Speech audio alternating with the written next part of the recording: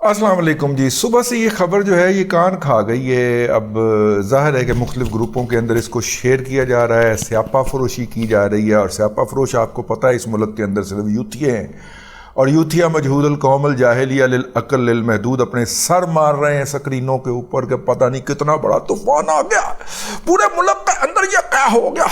वो पूरे जनाब वो बेड़े गर्क हो गए हैं, इकॉनमी तबाह हो गई है। खबर क्या है जी? खबर ये है कि शेल पाकिस्तान लिमिटेड ने एक लेटर लिखा है और पाकिस्तान स्टॉक एक्सचेंज को एक लेटर लिखा है और उन्होंने कहा है कि जी हमारे बोर्ड की मीटिंग हुई है आज 14 जून के दिन, और 14 जून जो है इस दिन हमने ये फैसला किया है कि हम पाकिस्तान के अंदर से अपने शेयर को डिसइन्वेस्ट कर। अब दो मिसालें इससे पहले मौजूद हैं, एक एंग्रो की,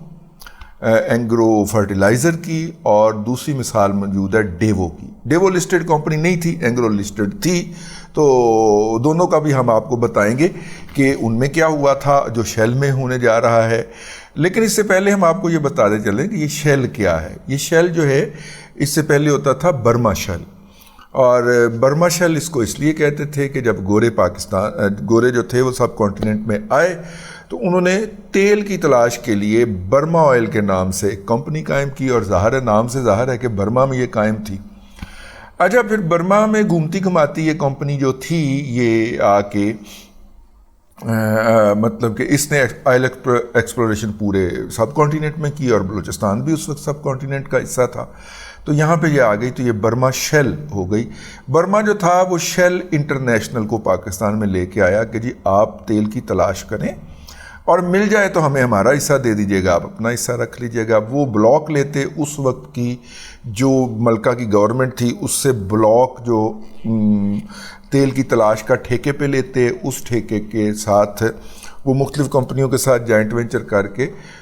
तो उसमें खुदाई करते, तेल निकल आता या गैस निकल आती तो वो उसके ऊपर धमालें डालते। तो खैर वो जो बर्मा शेल जो थी वो जब पाकिस्तान बना तो उस वक्त वो PBS हो गई, पाकिस्तान बर्मा शेल। हमने अपने बचपन के अंदर इसके बहुत ज़्यादा SOESSO और Burma PBS Pakistan Burma shell जो है इसके हमने बहुत ज़्यादा वो देख रखे हैं, क्या उसको कहते हैं, पेट्रोल पंप देख रखे हैं। तो PBS जो है इसके अंदर जब 1990 के अंदर प्राइवेटाइजेशन का भूत सवार हुआ, तो जिस तरह हमने पाक सुजुकी मोटर कंपनी उठा के जापानियों को दे दी, इस तरह हमने बर्मा शेल के अंदर जो कहा कि जी ये जो पाकिस्तान हुकूमत पाकिस्तान के शेयर हैं हम वो उसी कंपनी को बख्शना चाहते हैं, तो वो औने पौने दामों पे हमने उनको बख्श दिए। जिस तरह हमने पाक Suzuki motor company Sindh engineering का हिस्सा होती थी, ये उठा के हमने जापानियों को दे दी थी, और बाकी का जो स्टेट एंटरप्राइज लिमिटेड का जो बता रहा था ना पाकिस्तान ऑटोमोबाइल लिमिटेड, उसको बंद शंद कर दिया। सिर्फ पाक सुजुकी मोटर कंपनी चल रही है, ट्रक श्रक हम बेडफोर्ड वगैरह बनाया करते थे वो बंद कर दिए। इसी तरह ये वाले जो था ये भी हमने इनसे भी जान छुड़ा ली। तो ये जब उसमें से बर्मा का जो था, अब वो जो शेल कंपनी जो थी जो कि बर्मा शेल की पार्टनर थी, उसने हुकूमत पाकिस्तान के शेयर ख़रीद लिए और यूँ ये शेल पाकिस्तान बन गई। शेल पाकिस्तान जो थी इसने सबसे पहला फ्रॉड ये किया, इस कौम के टैक्सों की चोरी, इस कौम के मुनाफे की चोरी, कि ये अपना फाइनेंशियल हेडक्वार्टर उठा के तो ले गए शारजा के अंदर। अब ये मुमकिन ही नहीं था। देखिए आप यहाँ पे रहते हैं, यहाँ पे आपके ऑडिट होते हैं, ऑडिटर होते हैं, लोकल ऑडिटर होते हैं, इंटरनल एक्सटर्नल होते हैं। वो आपके अकाउंट्स को चेक करते हैं और देखते हैं कि आप कितना मुनाफा कमा रहे हैं, आप कितना वो कर रहे हैं।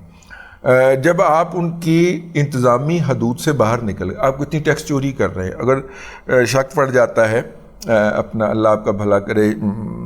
FBR को, फेडरल बोर्ड ऑफ रेवेन्यू को शक पड़ गया कि आप टैक्स चोरी कर रहे हैं, तो वो छापा भी मार सकते हैं आपके दफ्तर में। तो इन्होंने इस तरह की तमाम कबाहतों से बचने के लिए, क्योंकि ये बहुत ज़्यादा फ्लक्चुएटेड शेयर्स रिटर्न दिखाते थे ना, क्योंकि 2 नंबरी बड़ी करते थे, तो लिहाजा उन्होंने क्या फ्लक्चुएटेड शेयर प्रॉफिट दिखाने हैं। कदी कदी पहुँच भी जाता सी FBR का बंदा, कहता सी ऑडिटेड अकाउंट दिखाओ और अनऑडिटेड अकाउंट दिखाओ, तो वो उसमें मसाइल पैदा होते थे। تو لہٰذا انہوں نے سب سے پہلے لے کے گئے یہ شارجہ، یعنی کہ شیل کا فنانشل ہیڈ کوارٹر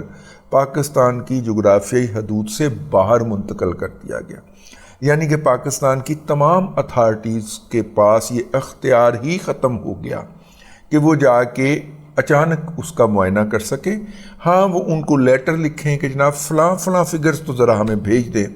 اور وہ اپنی مرضی سے وہاں پہ بیٹھے ہوئے جو مرضی کر کے بھیج دیں، وہ اس کو چیلنج کرتے رہیں، جو مرضی کرتے رہیں۔ تو یہ ہوا، اور اسی کے اوپر جو ہے وہ ایک اور بھی کمپنی چلی، وہ ذرا ان سے تیز نکلے، وہ انہوں نے بھی شارجہ میں اپنا ہیڈ آفس منتقل کیا تھا۔ وہ جو پاکستان کی تاریخ کا سب سے بڑا ڈیفالٹ کیا جنہوں نے، یار یہ M1 موٹر وے کے اوپر ان کے جو پیٹرول پمپس لگے ہوئے ہیں، اس کمپنی نے مطلب کہ اپنا، اللہ آپ کا بھلا کرے، اس کمپنی نے بھی اپنا فنانشل ہیڈ کوارٹر پاکستان سے باہر لے جا کے، تو 20 ارب تو صرف نیشنل بینک کے ڈوب گئے تھے نا، اس میں 60-70 ارب روپے کا ڈیفالٹ تھا، وہ جس کی ریہیبلیٹیشن کے لیے وہ گورنر اسٹیٹ بینک آگے لگا ہے، ٹھیک ہے، اس کا ڈیفالٹ ڈکلیئر کیا تھا، لیکن ہیڈ آفس وہ پہلے باہر لے گئے تھے۔ تو اسی طرح شیل پہلے لے گیا ہوا ہے۔ شیل والے چونکہ گورا ہے، چلاک ہے، اس نے کہا کہ جناب ایسا ہی ہوگا، تو انہوں نے ایک انٹرنیشنل اسٹریٹجی دی، جس طرح کہ اینگرو نے دی تھی۔ اینگرو انٹرنیشنل نے ون فائن مارننگ طے کیا کہ ہمیں دنیا بھر کے اندر اپنا کھاد کا کام بند کرنا ہے، تو جہاں جہاں پہ ان کے کھاد کے کارخانے تھے وہ انہوں نے کوڑیوں کے مول بیچ دیے۔ اینگرو فرٹیلائزر پاکستان میں جو کارخانہ تھا، وہ اس کے ملازمین نے حسین داؤد صاحب کو ساتھ ملا کے تو وہ اس کا وہ کمپنی خرید لی، اور پھر حسین داؤد صاحب نے انہیں کہا کہ بھائی اس کو پروگریسو بنائیں، تو اب اینگرو کارپوریشن اور اس کے ایسوسیٹ اتنے ادارے اور پاور پروجیکٹ اور اینگرو فوڈ بھی بن گیا، اینگرو آئی ٹی بھی بن گئی، وہ اینگرو وہ بعد میں سارے انہوں نے بیچ دیے، کیونکہ اتنا بڑا اتنے ورسٹائل آپ چلا نہیں پاتے جب تک کہ مالک بھی اوپر نہ بیٹھے ہوں اور انتظامیہ بھی جو ہو وہاں پہ کوئی اسپرٹ ہی نہ ہو رسپانسبلٹی کی، اور ہر کوئی دیہڑی لگانے کے لیے بیٹھا ہو، ہر کوئی تو اسد عمر بیٹھا ہے۔ تو اینگرو کارپوریشن تب بنی جب اینگرو فرٹیلائزر، اینگرو انٹرنیشنل نے طے کیا کہ ہم فرٹیلائزر کے بزنس سے آؤٹ ہونے لگے۔ اسی طرح شیل جو ہے اس نے انٹرنیشنلی طے کیا ہے کہ ہم نے آئل مارکیٹنگ کے بزنس سے باہر نکل جانا ہے۔ شیل نے برطانیہ کے اندر اپنے شیئر بیچنے کا اعلان کر دیا، شیل نے نیدرلینڈ، ہالینڈ کے اندر اپنے شیئر بیچنے کا اعلان کر دیا۔ وہاں پہ تو کوئی پولیٹیکل انسرٹنٹی نہیں ہے نا یوتھیو، ٹھیک ہے، کوئی شرم ہوتی ہے کس طرح پاکستان کی، پہلے پاکستان کی تباہی کی جھوٹی خبریں پھیلاتے ہیں، پھر اس کے اوپر جومتے ہیں، بینگنگ کرتے ہیں، سر بینگ کرتے ہیں اپنے، ٹھیک ہے۔ ان بدبختوں کو شرم نہیں آتی یار۔ کہانی پوری بھائی جرمنی جیسی ملک ڈیولپڈ اکانومی، وہاں پہ شیل جو ہے وہ آئل مارکیٹنگ کے شعبے کے اندر اپنا سٹیک ختم کر رہا ہے، بیچ رہا ہے، جو کوئی بیچنا چاہے، جو کوئی خریدنا چاہے، ٹھیک ہے۔ اس کے بعد اللہ آپ کا بھلا کرے، اینگرو کا ہالینڈ، یونائٹڈ کنگڈم یعنی کہ برطانیہ یعنی کہ لندن اور جرمنی، 3 ملکوں کے اندر بھی شیل جو ہے وہ آئل مارکیٹنگ سے باہر نکل رہا ہے، اپنا سٹیک بیچ کے باہر آ رہا ہے، ٹھیک ہے۔ لیکن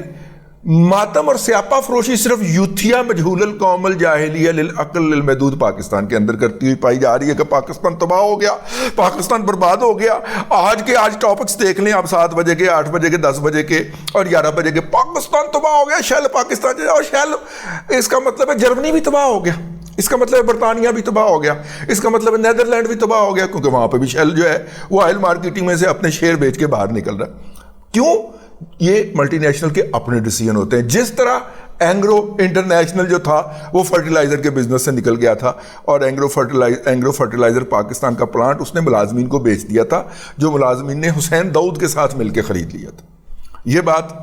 کلیئر ہو گئی۔ تو لہٰذا یہ سیاپا فروشی کیوں؟ کیونکہ ہمارے نصیب کے اندر ایک لکھی گئی ہے قوم